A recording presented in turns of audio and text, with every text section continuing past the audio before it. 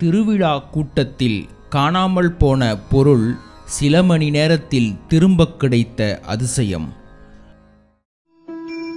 ஜய ஜய சங்கர ஹர ஹர சங்கர, ஜய ஜய சங்கர ஹர ஹர சங்கர. 108 வைணவ திவ்ய தேசங்களில் ஒன்றான உலகப் பிரசித்தி பெற்ற காஞ்சிபுரம் ஸ்ரீ சுவாமி வரதராஜ பெருமாள் திருக்கோவிலில் ஒவ்வொரு வருடமும் வைகாசி மாதம் நடைபெறும் பிரம்மோற்சவத்தின் 3ஆம் நாள் நடந்தேறும் முக்கிய உற்சவமான கருட சேவை மிகவும் பிரசித்தி பெற்றது. கருட சேவை உற்சவத்தையொட்டி விடியற்காலை முதலே கோவில் வளாகத்தில் குவிந்த பக்தர்கள் மனம் குளிர தரிசனம் செய்யும் வகையில் திருமஞ்சனம் நடத்தப்பட்டு சிறப்பு அலங்காரத்தில் சுவாமி வரதராஜ பெருமாள் தங்க கருட வாகனத்தில் எழுந்தருளி கோபுர வாசலில் வந்து நின்று பக்தர்களுக்கு கண்கொள்ளா காட்சியளித்தார். அப்படியும் நம்பெருமானின் பேரழகை காண திருவிழா கூட்டம் அலைமோதியது. வரதனின் பக்தியில் திளைக்க எண்ணி தங்க நகைகள் கழுத்தில் மின்ன ஒரு பக்தையும் தன் கணவனுடன் சென்னையிலிருந்து சேவையில் கலந்து கொள்ள வந்திருந்தாள். ஏராளமான பக்தர்கள் திரண்டிருந்ததால் சமூக விரோதிகளும் உள்ளே புகுந்துவிட்டனர். அதில் ஒருவனுக்கு தங்க வாகனத்தில் வந்த வரதனை விட அந்த சென்னை பெண்ணின் கழுத்தில் கிடந்த தங்க நகைதான் கண்ணை உறுத்தியது.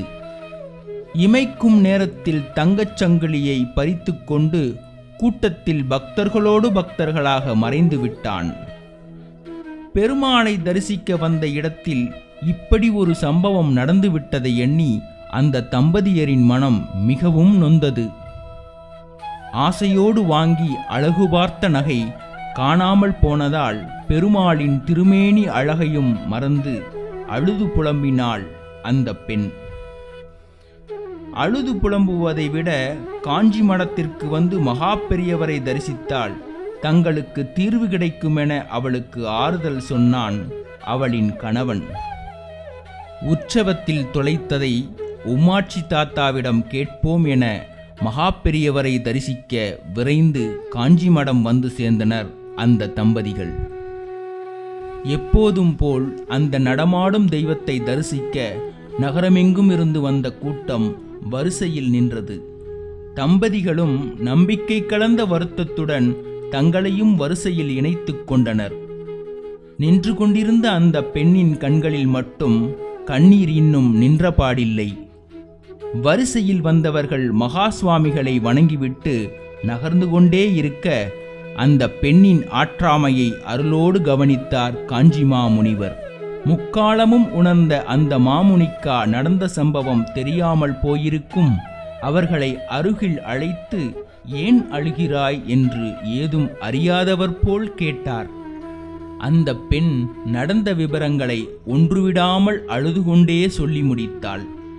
உடனே மகா பெரியவர் அவரிடம், கவலைப்படாதேல், உங்கள் பொருள் உங்களிடமே திரும்பி வரும். மடத்துக்கு எதிரே இருக்கிற கங்கை கொண்டான் மண்டபத்தில் தெற்கு நோக்கி ஒரு ஆஞ்சநேயரையும், ஏகாம்பரநாதர் கோவில் மண்டபத்தில் மேற்கு நோக்கி தூணில் எழுந்தருளியிருக்கும் ஆஞ்சநேயரையும் உடனே சென்று தரிசனம் செய்யுங்கோ. அந்த ஆஞ்சநேயர்களை 21 தடவை வலப்பிரதட்சணம் செய்யுங்கோ.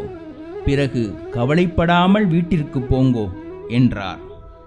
தம்பதியினர் மகா பெரியவரை நமஸ்கரித்துவிட்டு ஆஞ்சநேயரை தரிசனம் செய்ய மடத்தை விட்டு வெளியே வந்தார்கள். மகா பெரியவர் மேல் நம்பிக்கை இருந்தாலும் மகா மனம் சும்மா இருக்குமா? அப்படியானால் போலீசில் புகார் கொடுக்க வேண்டாமா என்று தன் கணவனை அந்த பெண் கேட்டாள். பெரியவாளின் உத்தரவுக்கு மேல் என்ன இருக்கிறது? அவர்தான் நம்மை கவலைப்படாமல் போங்கோ என்று சொல்லிவிட்டாரே, பிறகு என்ன? பிரார்த்தனை முடிச்சுட்டு நேரா வீட்டுக்கு போயிடலாம், எல்லாம் அவர் பார்த்துப்பார் என்றான் கணவன் அவநம்பிக்கையின்றி முழு நம்பிக்கையோடு. தம்பதிகள் இருவரும் 2 ஆஞ்சநேயர்களை தரிசித்து மனமுருகி தங்களது தொலைந்த பொருள் விரைவில் கிடைக்க வேண்டும் என வேண்டி 21 தடவை வடபிரதட்சணம் செய்தார்கள். பிறகு ஆற்றாமையை ஆலயத்தில் விட்டுவிட்டு ஆரிய மனதுடன் தங்கள் ஊருக்குச் செல்ல பேருந்து நிறுத்தம் வந்து சேர்ந்தனர். அவர்கள் செல்ல வேண்டிய வண்டியும் அவர்களின் அருகில் வந்து நிற்க, அவர்கள் பேருந்தில் ஏறும் அந்த தருணம் மற்றொரு தம்பதியினர் ஓடி வந்து அவர்களை வழிமறித்தார்கள். அவர்கள் இவர்களுடன் சென்னையிலிருந்து ஒன்றாக வரதனின் உற்சவம் காண பேருந்தில் வந்தவர்கள். மாமி மாமி, உங்களைத்தான் தேடிக்கொண்டிருந்தோம். உங்கள் செயினை பறித்தவனை போலீஸ் பிடிச்சிட்டாங்க. நகையை அவன்கிட்ட இருந்து வாங்கிட்டாங்க. நீங்க ஸ்டேஷனுக்கு போய் அடையாளம் சொல்லி வாங்கிக்கலாம் என்றனர். அவர்கள் சொன்னதை கேட்டதும் அந்த பெண்ணின் முகத்தில் அளவிலா மகிழ்ச்சி. மகா பெரியவருக்கு மனதார நன்றி சொன்னான் அவளின் கணவன். பின் அவர்கள் போலீஸ் ஸ்டேஷனுக்கு சென்று தங்கள் பொருளை பெற்ற பிறகு காஞ்சி மடத்திற்கு மறுபடியும் வந்து மகா பெரியவரிடம் நன்றி சொல்லிவிட்டு மிகுந்த மகிழ்ச்சியுடன் ஊர் திரும்பினார்கள். கடவுளின் அருள் வேண்டுமானால் குரு பாதை காட்ட வேண்டும். காஞ்சி மகா பெரியவரை நமது குருவாக ஏற்று வேண்டுதல்களை வைத்துவிட்டால் போதும். நமது கோரிக்கைகள் உரிய தெய்வங்களின் உதவியுடன் உரிய நேரத்தில் நிறைவேறிவிடும். ஸ்ரீ மகா பெரியவா பாத கமலங்கள் போற்றி போற்றி போற்றி. जय जय शंकर हर हर शंकर जय जय शंकर हर हर शंकर